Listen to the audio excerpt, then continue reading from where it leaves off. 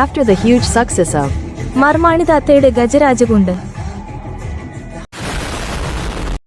അങ്ങനെ ആകെ ഉണ്ടായിരുന്ന ഒരു പിടിവള്ളിയും പോയി. സൂപ്പർ ഹിറ്റ് ആകുമെന്ന് കരുതിയിരുന്ന ബോട്ട് ചെട്ടിയും 8 നില പൊട്ടി.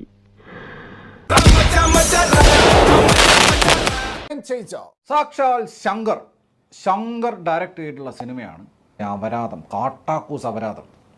എന്താ ഇന്ദുചൂടിന്റെ ഫ്യൂച്ചർ പ്ലാൻ?